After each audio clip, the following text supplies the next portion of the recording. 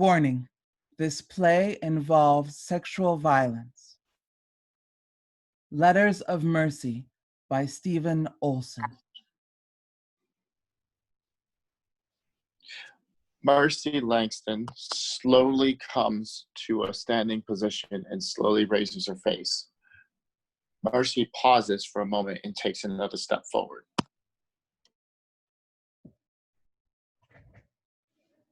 Allow me to introduce myself to you. My name is Merci Langston. It used to be Mercy Hammer until I was adopted. The Langston did more than adopt me. They changed my life. They may have even saved my life. Before them, I was being raised by a single mother, a person who probably should never have had children. I never knew my father. I'm not even sure my mother knew who my father was. From what I remember of my childhood before the Langstons was being on my own and staying out of the way of my mother and her many boyfriends and drug dealers. I learned to survive and depend on myself. I had no other choice. At least until the Langstons moved into my neighborhood, then everything changed, like sunlight breaking through an ending storm. Merci moves behind Amsted Langston. She runs her fingers over the back of his head. Amsted raises his head up. He rubs his hand over his face and looks around. Dad, you really shouldn't sleep like this. It's not good for you. He hasn't been sleeping well lately. I worry about his health. I think he may be spending too much time in the past. She leans toward the end table and reaches toward a photo on the table. I see you brought out that photo of me again. Do you remember that day? The day we first met? You were so young. A very precious jewel in a dark place. Amsted puts the photo down and stands up. He moves over to the shelf and picks up a camera. I remember you used to follow me around the neighborhood as I took some photos to document the area. Merci begins to twirl around Amsted like a little girl dancing. Amsted moves around pretending to take pictures.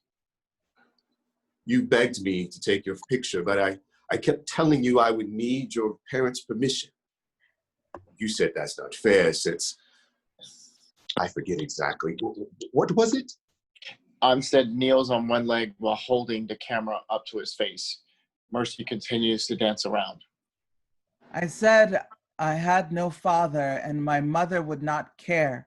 In fact, she might want someone to take me off her hands. She might want someone to take me off her hands.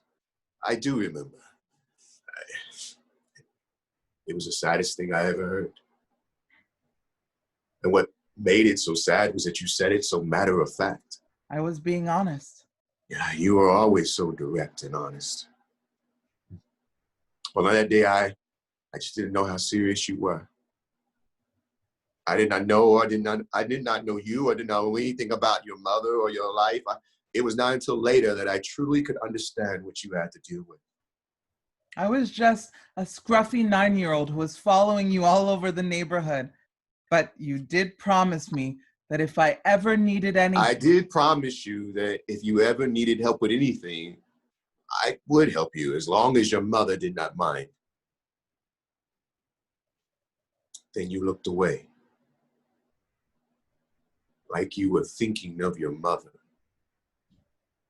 You looked so alone and lost. And I took your photo.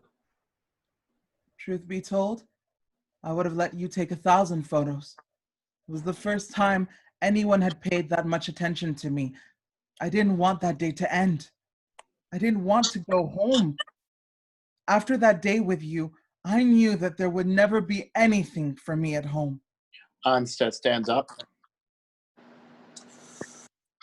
And then came that night. Merci stops dancing. A dark night of pouring rain and a knocking on our door. When Beth opened that door, I remember she said it's almost as if she expected it to be you standing there. Remember, Mrs. Langston did not seem to be surprised to see me. She just said, "Come in, out of the rain, and get warm by the furnace." I was shivering, but not from the rain. Must have been horrible for you, seeing your mother lying lifeless on the floor. I tried to shake her, to wake her, but she wasn't sleeping. And then the ambulance came and the police. And I was surprised the police allowed us to keep you that night. I guess you made their job a little easier, less paperwork. That was the night that changed everything for all of us. Beth and my life became more full when you became an addition in our family. Mine too.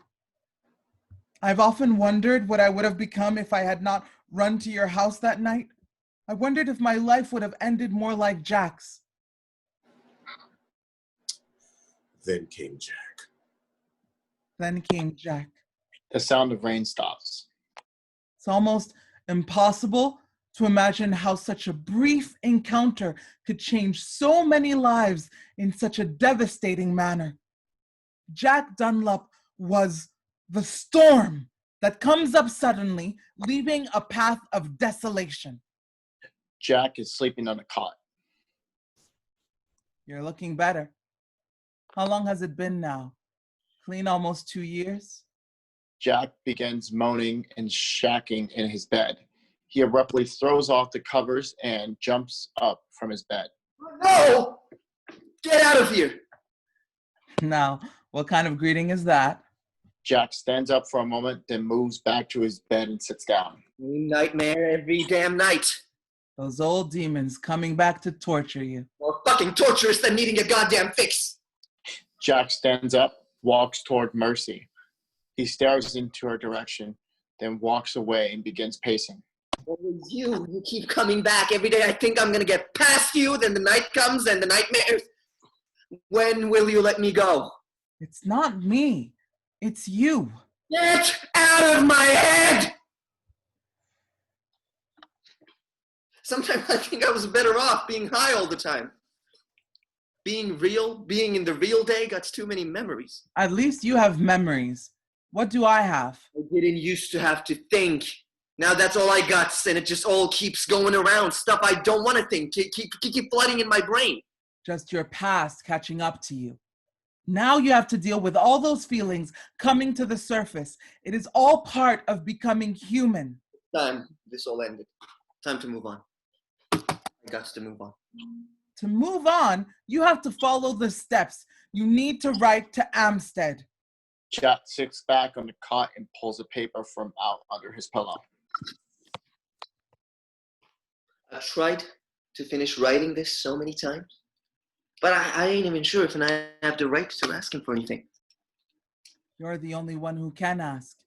It has to start with you. It will be for him as well as for you. Just paper and pen. Another step. That's all I can do.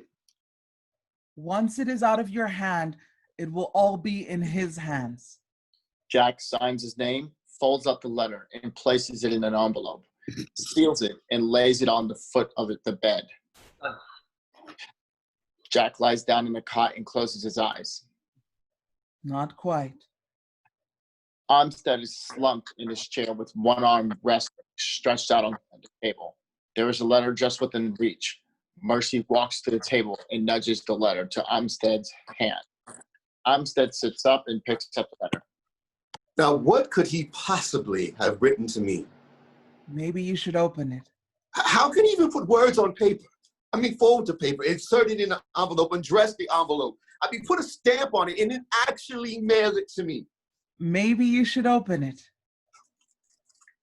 Don't! Please open it. Read it. To Mr. Amsted Langston. I know this letter gonna be hard to read. Almost as hard for me to write. But it's something I gotta do. If and I want my life to change. I know you ain't gonna care about my life. I get it. But I know I need to do this. I want to write more, but don't want to waste your time if you ain't gonna read more. I figure I leave it like this. You write to me if this is okay with you, then I write more. Jack Dunlap. Not so bad. What are you going to do? Write to him. He actually wants me to write to him after what he did to you. Well, if you're going to put it on me, then I say you should write back. I would personally rather write that letter to the devil himself. You wouldn't like the heat. Just write him. Let the couriers take the heat. And what could I possibly say to him? I mean, he would not want to read what I have to say. Say what you want and let him decide what to do with it. If he wants to hear from me, he's going to hear it all.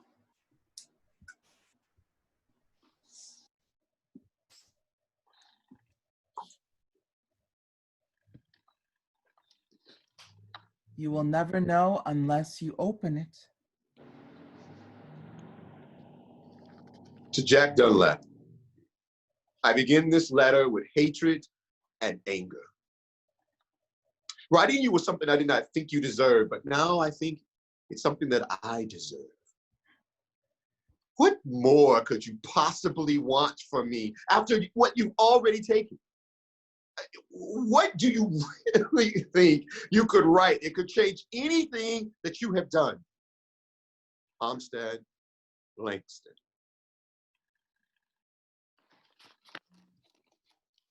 He's right. What more could I write? How could I expect any more? Typical Jack Dunlap, giving up even before you get started. Don't be such a coward. Take responsibility for your actions. How can you expect to destroy those demons if you don't start fighting? To Mr. Langston, I understand you not wanting to read nothing I write, and I don't expect to change the past. I want to change the future. I want to change who I am. I know you ain't gonna care about my life. I get it. But I do need to do this for my steps. I'm supposed to tell people like you that I'm sorry you make amends. I'm not sure how I could possibly make amends to you, but I know I have to ask. I want you to know, I'm not the same. In these 2 years since we last saw each other, I've been clean. I'm thinking different and seeing things different. I know you got no reason to write back. I just hope you do. Amends? That boy must be more insane than he was 2 years ago. How could he possibly expect to make amends? That is a good question. Maybe you could put that in a letter. He destroyed this family. He doesn't understand what he has done. How could he possibly not know how much pain he has inflicted? Get it out. Get it all out. This is for you, maybe even more than for him. Remind him of what he has done. Make him face up to it. To Jack Dunlap. What do you expect from me? You must know how much you have done to our family. There's no amends for what you have done. If you're looking for salvation, you will not find it in my writing. I'm afraid to write more. There's nothing in this letter but anger and hatred. That is all I have. Amsted, Langston.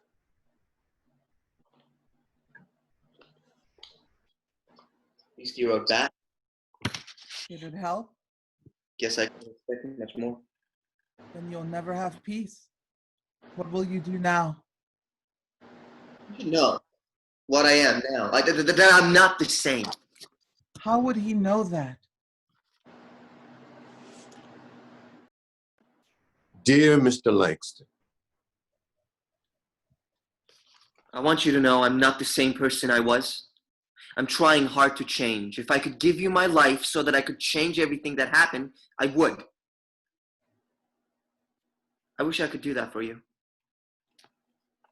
I know there are things that I could do to end what life I have left. If this would give you some peace, I will do it. if your world would be better with me not being in it, I will give you my life. With respect, Jack.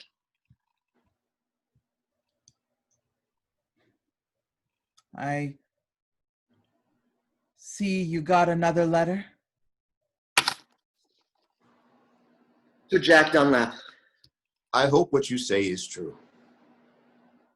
However, even if it is true, I could not accept your offer of giving up your own life. All life is precious. Mercy would not want me to seek vengeance. Nothing good ever came from vengeance. He taught me that. He said he learned that from the marches with Dr. King. I was a freedom marcher, and I saw what anger can do. Vengeance never ends. It just only reproduces itself. I do hope you find a way to change your life. I've always found gardening as a way to find peace. The act of tending and growing a garden has always given me comfort and hope. If you nurture a garden, you'll reap the bounty of what you have tended. It's all up to you. Sincerely, Amsted. He is trying to help you. I knew he would.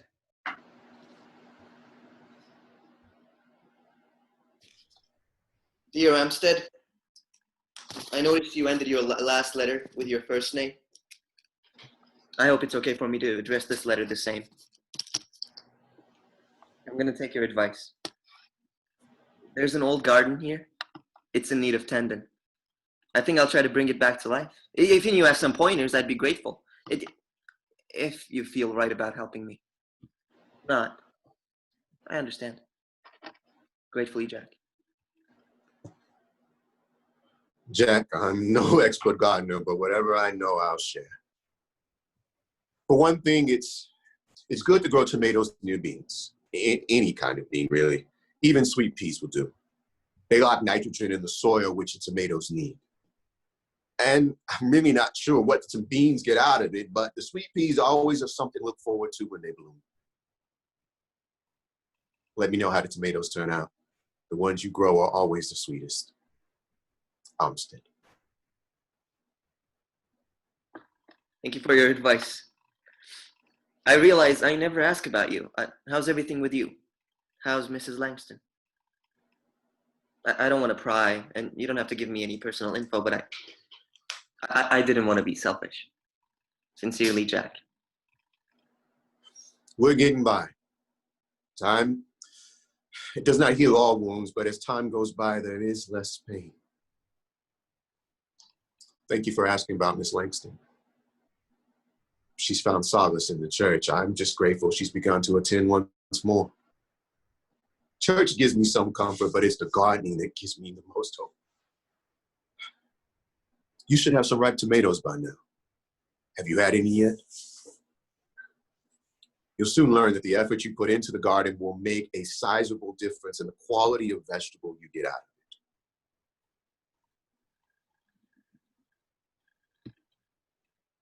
I'm hoping to see some tomatoes before the end of summer. It's the first time in my life I'm taking care of something besides me. I'm guessing gardening is a lot like raising youngins. Lots of kids in my neighborhood never got to good tending. Most of them never turned out good. I guess we needed more good gardeners, more than parents. I wonder if I would have grown different if things had been different. Guess I'll never know it. I suppose no matter what, I would have ended up in the same place. It was always going to be me, nothing more, nothing less. We both know that is not true. Some people are who they are, no matter what. You know it's not true. You know I came from the same place as Jack, but my life was different. You and Beth made the difference. You tended to me. You nurtured me. Yeah, I would like to think we made a difference, even if it was for a short time. I hope we changed your life. You know you did. My life may not have gone as we planned it, but the time I had with you and Beth made me the best person I could be. Jack would have been a different person had he received the love and care you showered on me.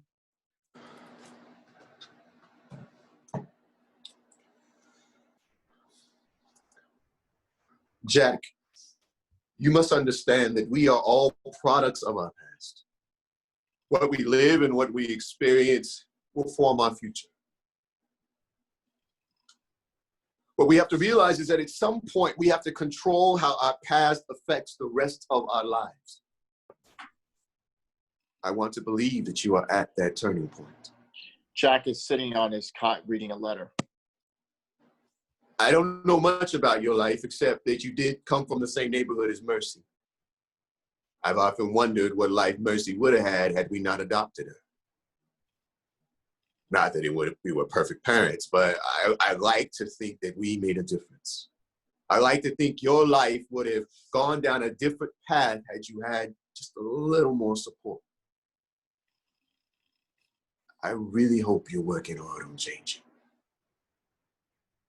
Perhaps the first step for you would be to forget the past and to focus on the future. You have control now. The future is yours to make. With each letter I write, I'm beginning to let go of the past. You should also. That is encouraging. Give him some understanding. Let him know what made you the person you once were. Dear Amsted, if I can give you anything, I want it to be the proof you made a difference in Mercy's life. You should already know this, but if you have doubts, I offer you my life as proof. I would like to forget my life, but I can't. I have to remember that my past made me who I was. I want you to know who I was and who I ain't no more. It won't change anything, but it might help you understand. I can't ever remember anything of joy or being happy. The only thing I remember of my father was him throwing my mother against a wall and leaving. I never saw him after that. My mother and me moved around.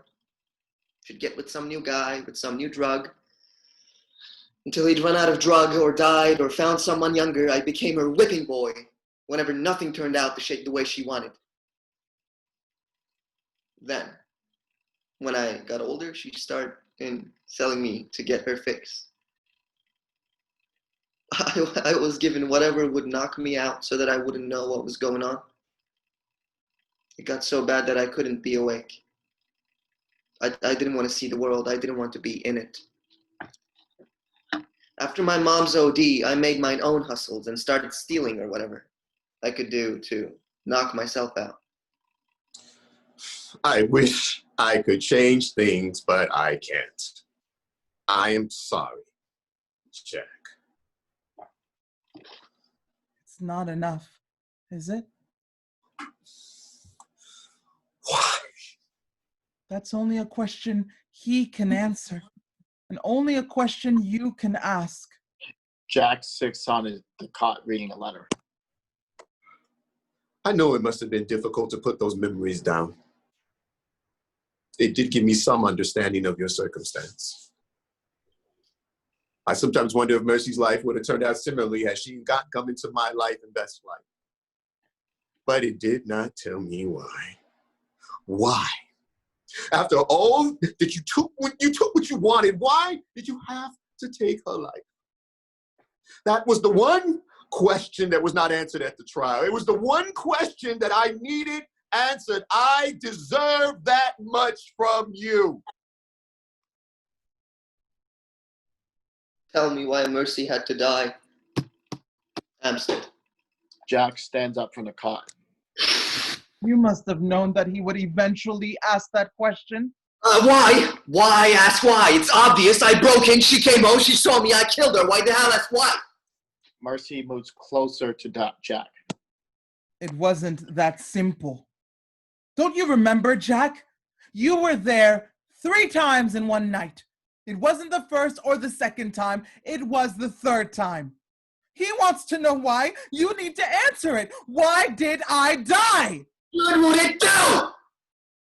It ain't gonna justify it. It ain't gonna make a damn bit of difference to nobody. He needs a reason.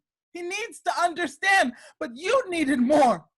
You need to release it from where you are hiding it. You need to chase the demons out so they go away for good, so that I can go away for good.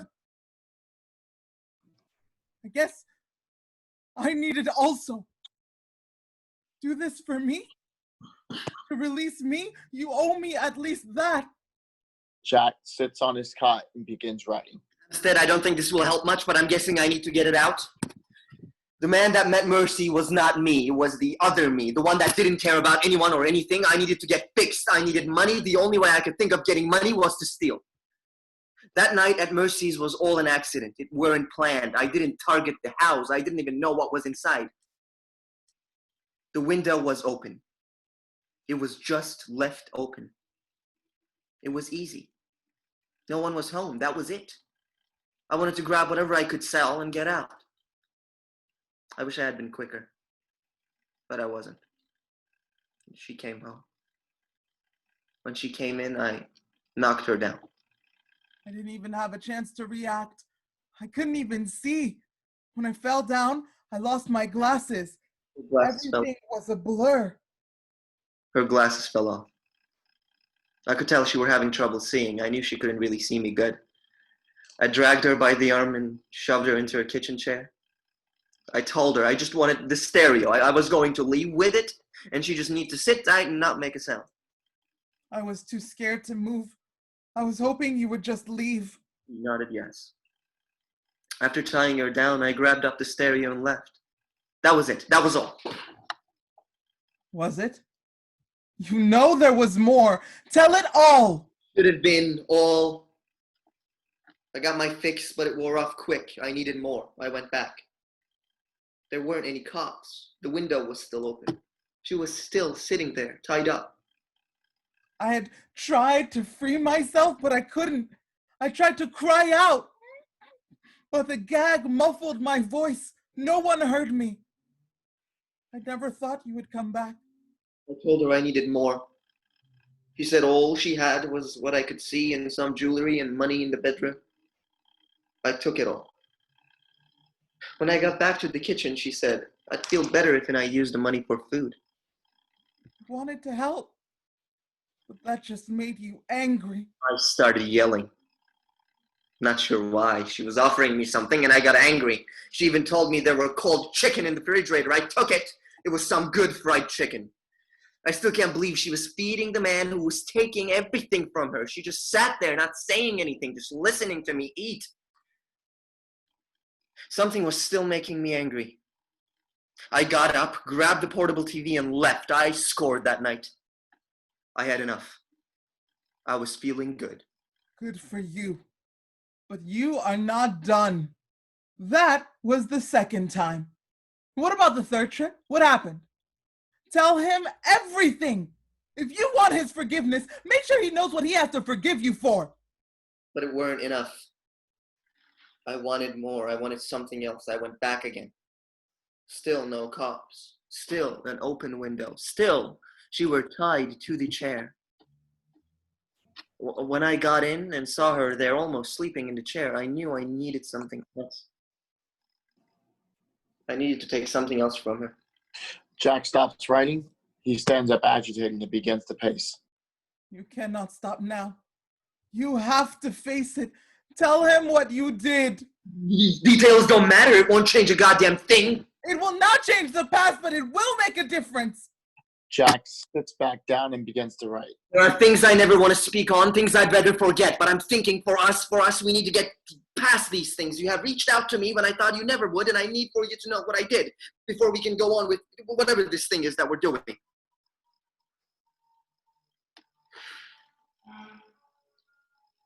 When I saw her the third time, sitting in the chair, I knew what I wanted was her. I untied her and she woke up. Started pulling her towards the bedroom. I think she realized what was going on because she started struggling for the first time. It was the first time I was really frightened. You were close to me then. I could see the anger in your eyes. I tried to persuade you to change your mind. She asked me to stop. She said I didn't need to do this. She said she wouldn't report what I had done, but I had to stop. That up to that point, I had not hurt anyone. She was trying to give me a way out. She was trying to help me. I knew what was coming, like knowing death is near. It made me more angry. A black girl trying to help me. A white man don't need any black girl's help.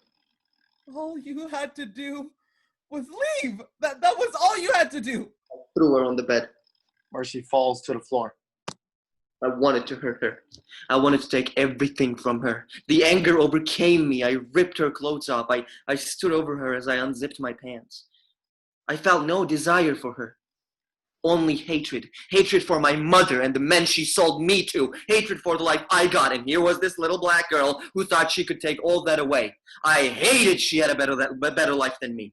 I wanted to take it all away from her. Mercy is struggling on the floor. But even then I pleaded. Even then you could have walked away. Even then I wanted to help. She said she was a social worker and could help me turn my life around. I slapped her.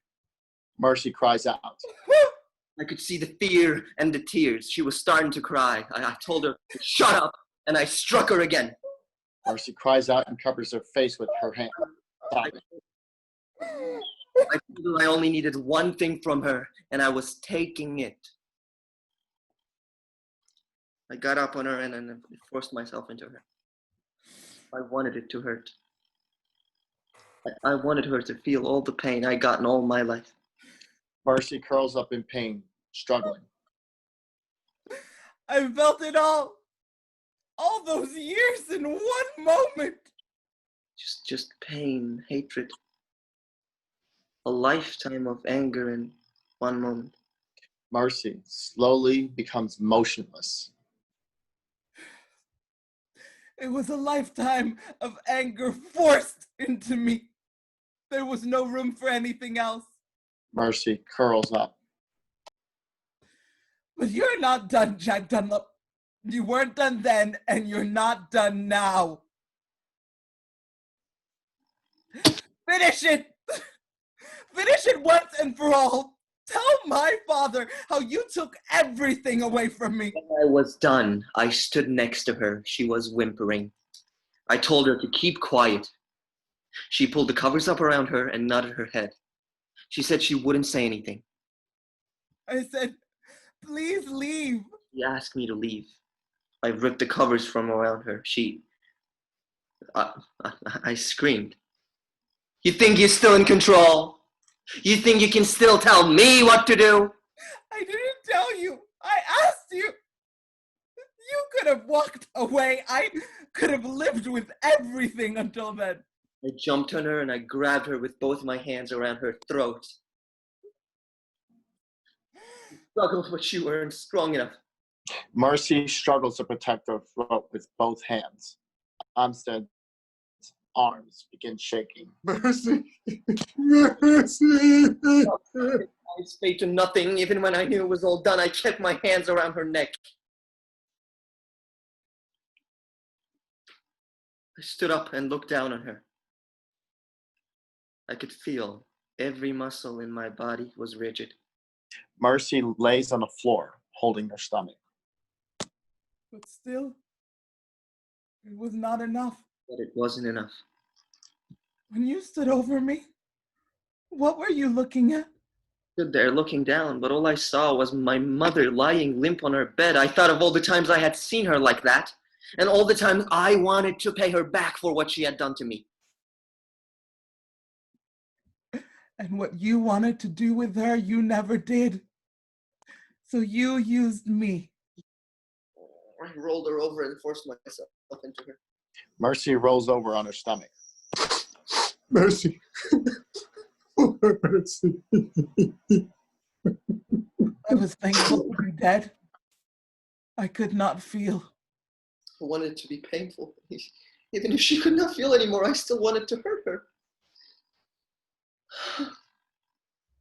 When it was done, there were no pleasure. All there was anger. It didn't make the anger go away. I took everything from her, and still I had nothing. And to you, I was nothing. She was still. I sat there longer than I should have, but I couldn't move. I rolled her over. Mercy rolls over on her back. Her eyes were open. And even then, I saw pity in them. I felt the anger raising up in me. I grabbed her hands, but I felt the warmness leaving her body.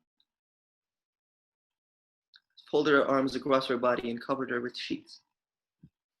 That was the moment you were almost human again. Mercy turns toward Amsted. She slowly struggles to stand. She staggers toward Amsted. Amsted sits motionless, barely able to hold on to the letter. After some time, I got up and left. I didn't carry anything out with me. Mercy stands near Amsted and looks towards Jack. It wasn't him.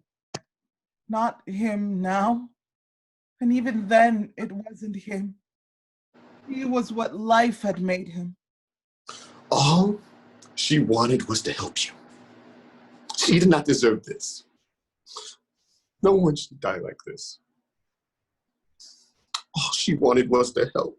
But I could not help him. I was only an object. It wasn't me he wanted to kill. What is left? He took away my whole life.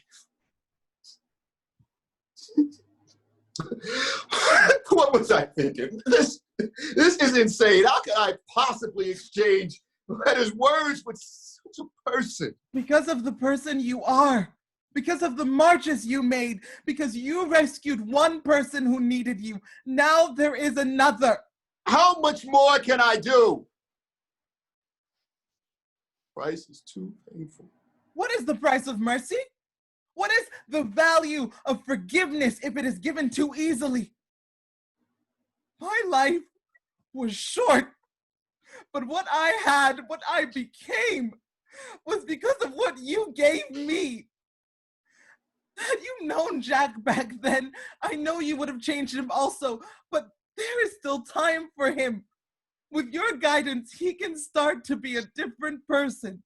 No, I'm just an old man with nothing left. I've lost everything. There's nothing more I have to give, especially nothing to someone who has taken everything from me. He took one life.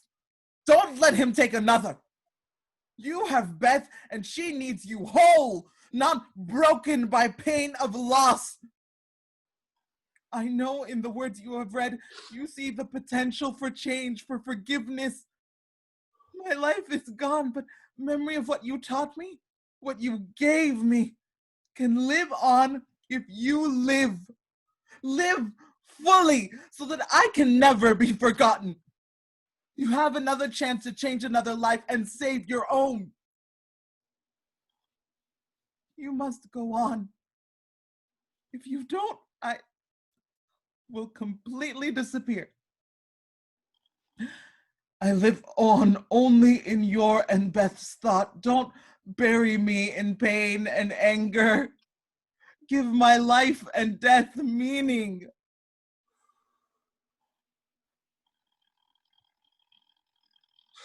Jack,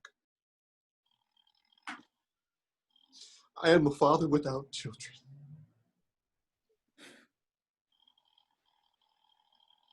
All I have are the memories. But it's because of those memories that I continue to write to you. I do not want the memories of Mercy to wither away, but I know that if I hold on to this anger and grief, memories will be tainted.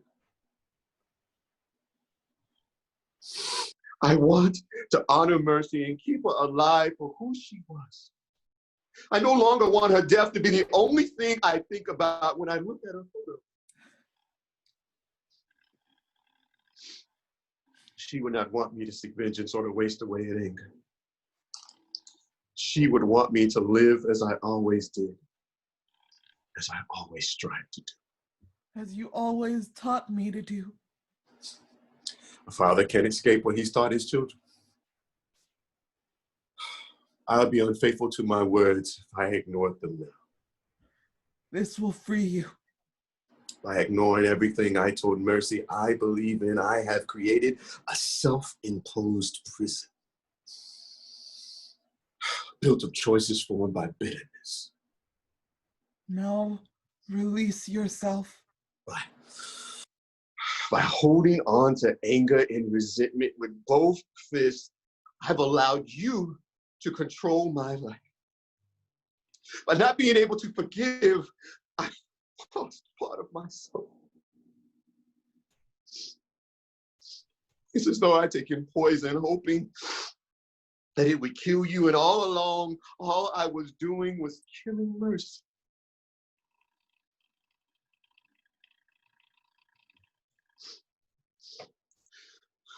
The only way I could save Mercy is to offer forgiveness. And save you. Mercy moves over to Jack. Jack is sitting up, reading a letter. The only way I can save Mercy is to offer forgiveness?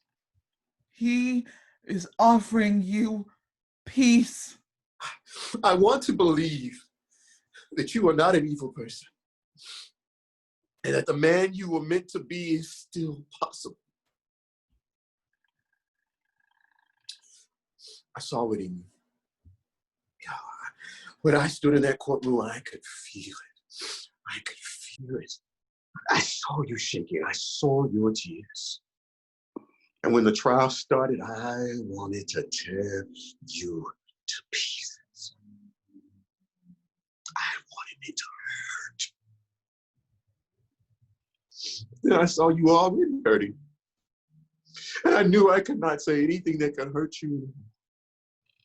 But even then, I had the thought to forgive you, but I could not utter words. I couldn't speak. Not then. I know now that I need to be the person I was when I was her father. To do anything less would destroy everything that I said that I was. Everything that I hoped to give to Mercy, I must now pass on to you. I want to offer you forgiveness and the hope that it will give you some comfort to face your past and move on. I want you to help me honor the memories of Mercy and keep her alive. You can forgive yourself for what you have done. For in the memory of Mercy, I have forgiven you. Sincerity, Amsted Langston.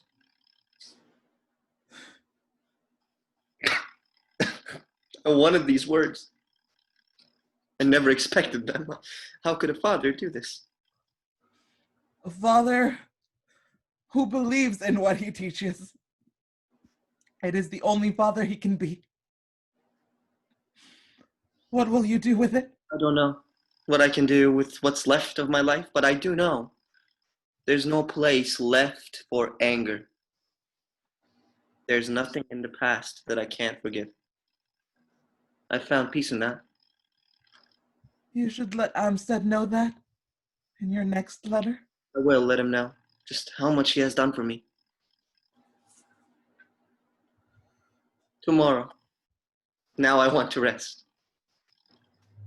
For the first time in a long time, I think I can rest.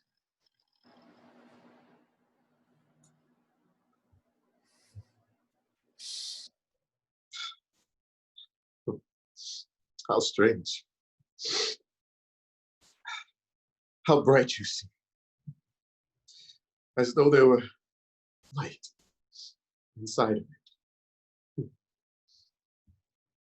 How bright you are.